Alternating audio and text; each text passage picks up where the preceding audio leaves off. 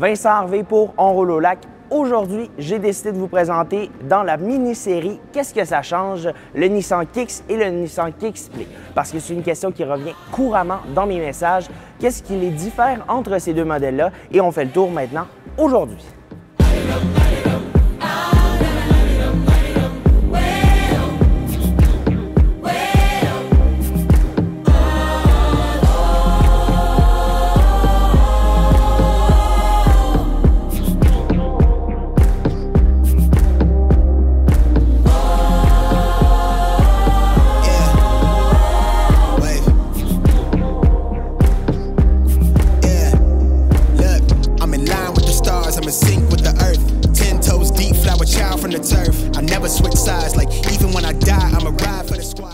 On rentre tout de suite dans le vif du sujet avec le Nissan Kicks 2025, arrivé en 2024 sur notre marché avec une approche stylistique qui est beaucoup plus intéressante que la version Play qui est toujours offerte cette année. Lorsqu'on parle de présentation extérieure, on a plusieurs versions et ça viendra changer aussi l'esthétisme du véhicule. En termes de présentation à l'avant, complètement noir avec les bas de caisse en noir mat. Aussi, sur les côtés, c'est la même chose, les contours d'ailes et les bas de caisse en noir. Par contre, on vient ajouter un petit design qui vient rehausser la présentation extérieure. Lorsqu'on parle des différentes versions qui sont offertes, c'est sûr que ça changera le style extérieur, mais ce qu'il faut savoir, c'est que vous aurez quand même beaucoup de choix au niveau des versions. Un total de 7 versions qui sont offertes dans ce catalogue et on peut commencer tout de suite avec 5 versions qui sont offertes en traction intégrale et 2 en traction avant. Donc, si vous n'avez pas besoin de la traction intégrale, c'est offert pour le Nissan Kicks, mais sinon, la traction intégrale est offerte dans toutes les versions à partir d'une version S et en allant jusqu'à une version SR Privilège. Lorsqu'on parle de ces différentes versions, effectivement que les changements seront majeurs de version en version. Les versions d'entrée de gamme seront offertes avec des jantes de 16 pouces et ensuite on montera à 17, 18 et 19 pouces pour la version SR Privilège. Et c'est nouveau sur le Kicks en 2025 d'offrir une signature lumineuse avant et arrière complètement OLED.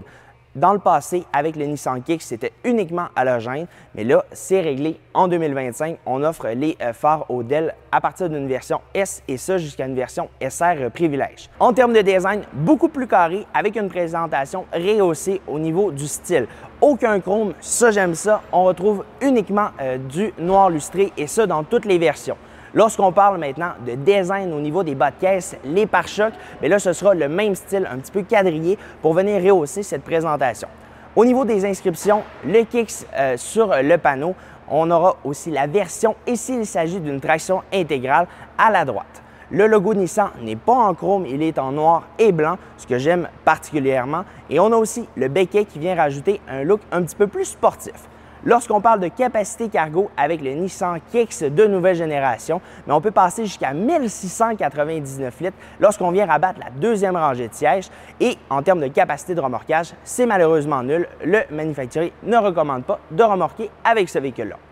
Lorsqu'on parle maintenant de motorisation, parce que là, c'est intéressant, dans la précédente génération du Nissan Kicks, on offrait un 4 cylindres 1,6 litres atmosphérique de 121 chevaux.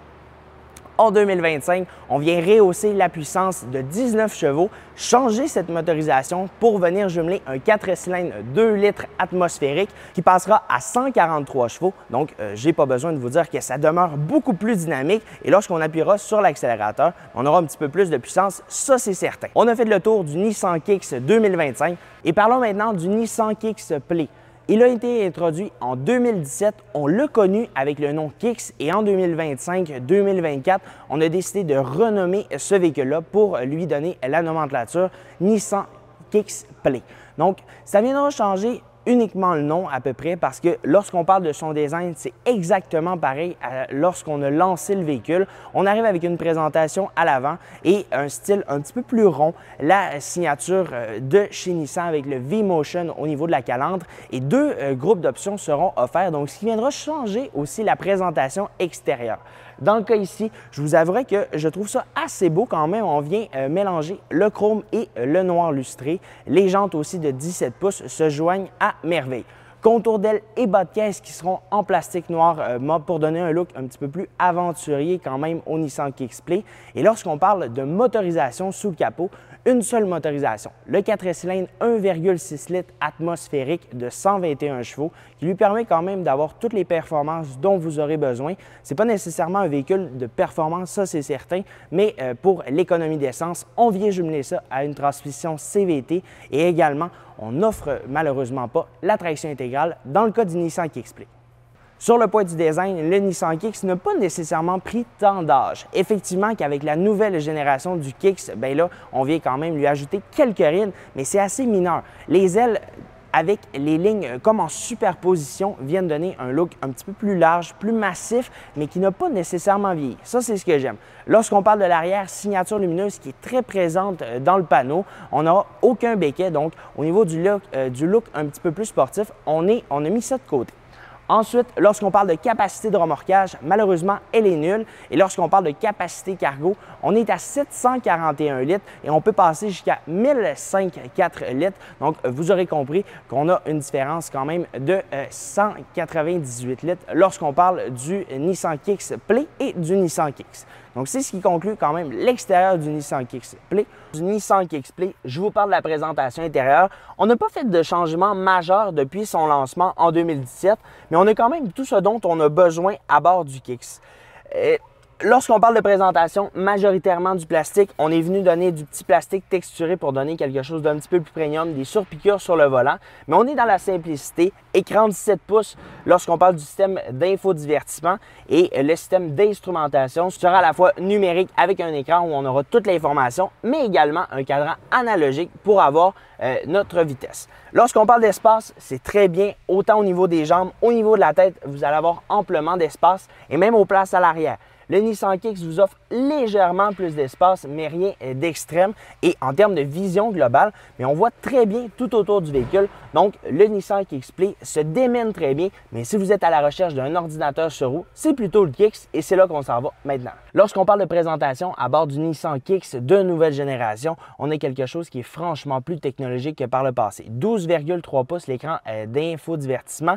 On a un écran de 7 pouces au niveau de l'instrumentation et à droite, bien, on aura un écran numérique qui va nous afficher uniquement la vitesse. Donc, le gros panneau, je trouve ça magnifique. Il vient se jumeler à merveille avec le tableau de bord qui est soi-disant très beau avec les surpiqûres. Et ce qui est important de savoir, c'est qu'il ne s'agit pas d'une version tout équipée que j'ai ici. C'est une version SV, donc ce qui veut dire une version presque d'entrée de gamme.